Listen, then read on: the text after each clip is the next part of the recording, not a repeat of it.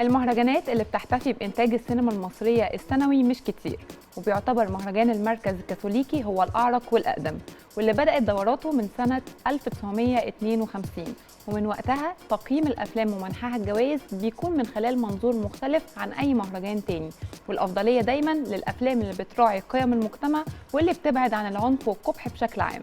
يمكن دي تكون الميزة اللي بتخلي مهرجان المركز الكاثوليكي له طابع خاص، واللي بيشهد السنة دي دورته ال71، واللي جنب منافسات أفلام 2022 بيكرم كمان نجوم كتير في إطار اهتمام المركز بالسينما والدراما التلفزيونية، ولا نعرف هم مين ونتعرف على شعورهم بالتكريم من التقرير اللي جاي.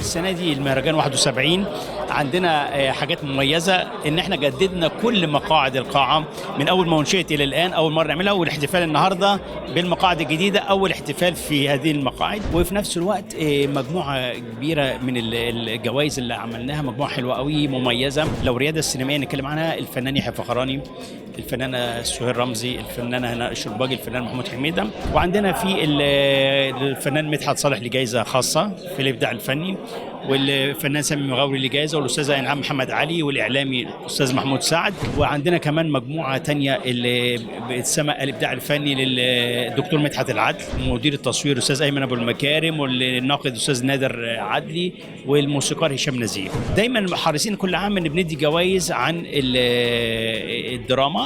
فالسنة دي من الفنانة نيلي كريم ليها جايزة عن فاتن أمل حربي، لنا قضايا مهمة جدا، والفنان أحمد أمين عن مسلسل جزيرة غمام، والجائزة التجارية للفنانة الشابة طارق عماد. أول سنة نختار في اختياراتنا فيلم يكون ما عرضش للجماهير، لقينا في فيلم دخل في مسابقات ومهرجانات تانية وليه قصة مهمة قوي، ويعني بيناقش قضايا مهمة جدا للمرأة.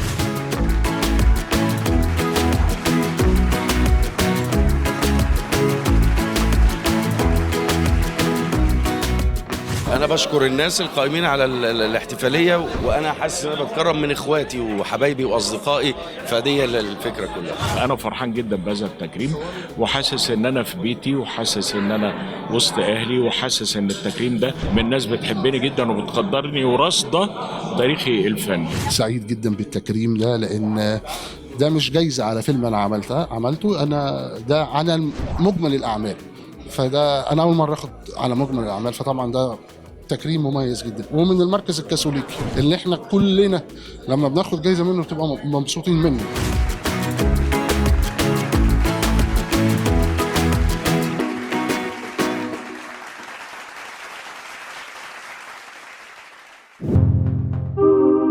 اشترك في باقات واتشت الشهرية بتبدأ من 14 جنيه و99 قرش، وباقات سنوية تبدأ من 150 جنيه.